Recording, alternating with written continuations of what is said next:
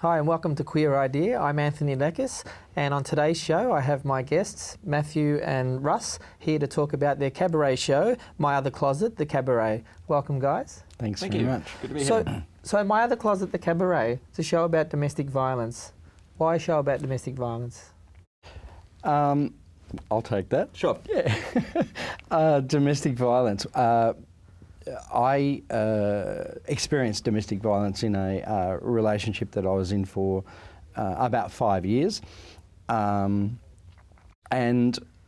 so we decided that it was an issue that's just not talked about. It's an issue that a lot of LGBTI people don't even recognise.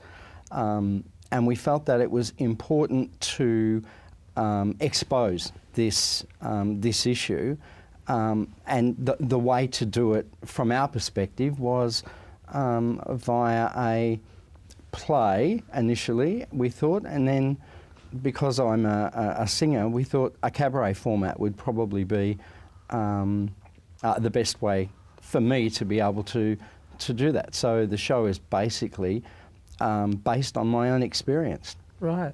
And Russ, what's that like for you, or Matthew, as you were both putting the show together and coming up with the material for the show? We're talking about a very personal story, perhaps one that some members in the audience will be able to relate to, considering the prevalence rates of domestic violence in the queer community. What was that like for you both to be able to sort of co-create this play? It was scary to start off with, and what I found during the process was that some of the demons that I thought that I had locked away for a very long time and were gone raised their ugly little heads. And so during the process of putting the show together, there was a number of things that I had to confront and deal with. And hopefully I've done that now.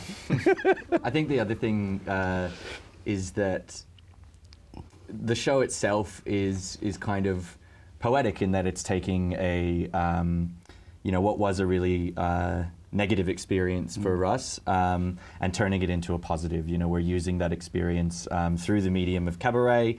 We've created something that people say is an accessible format for them to kind of explore the issue in ways that are sometimes confronting but also challenging and motivating and powerful is the word that people use.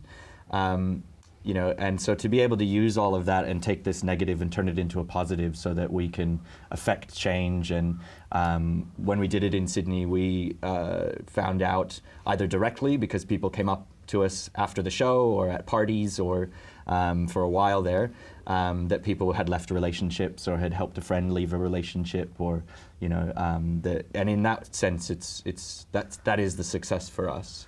Right. That's what we've done it for. So people were actually able to identify specifically with the theme of the show that they were victims of domestic violence, or perhaps even perpetrators. Do you ever have perpetrators or people who use violence in their relationships get comment about your show? Yeah, we did have. Yeah, we had one or two. Yeah. We had one or two. A lot of the audience were related to the victim, or the victim, and whether that be themselves or whether it be a family member or whatever. What it did do is it highlighted to the people that were in the audience that what some of the signs are, the things to go looking for, the things that that rather than passing them off, just be aware of. Right. So is that what part of this show is about, to educate the community about what to look for, about how to identify domestic violence in your relationship? Absolutely. Yeah, absolutely. I think in and as a bystander as well, that was kind of the theory from the beginning, was that if people are in the audience and they're experiencing this and they can recognize it, then that's fantastically helpful. We've got a counsellor on side every show.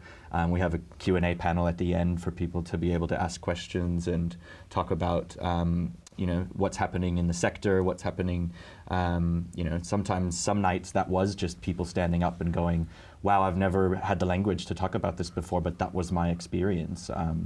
So I think that's definitely the goal. Right. So this show's connected to the broader community, isn't it? It's not just a standalone show that's talking about domestic violence. This is actually connected to support services and systems in place to keep people safe. Absolutely. Well, we've worked really hard to build up partnerships with. We've done it up in Sydney with ACON, and when we came down here to Victoria, we've got GLHV, VAC. Drummond Street Services, VAC, TGV, all the kind of people who are doing work in this space, Right.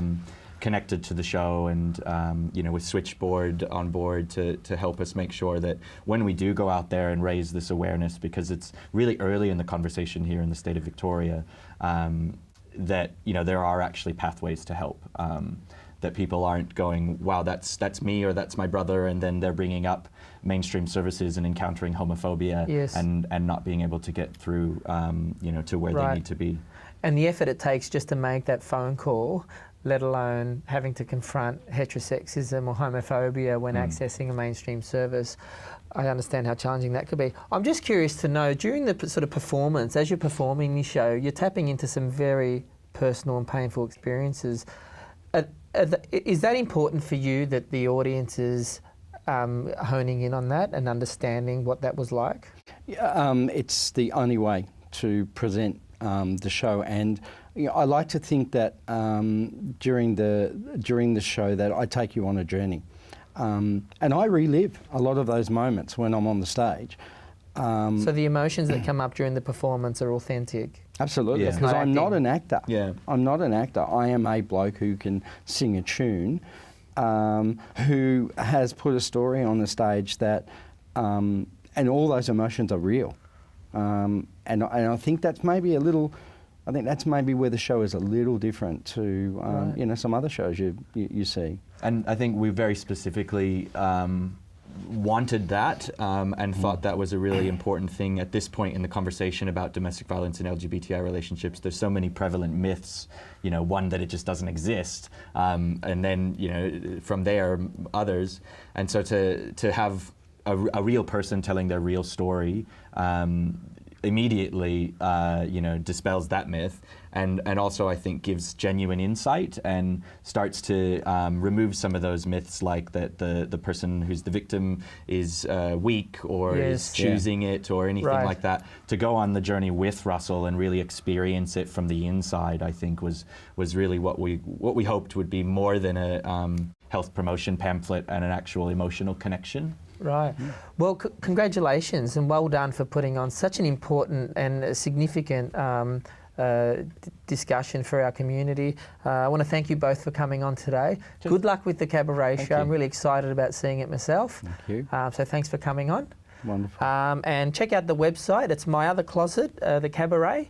And you've been watching Queer Idea.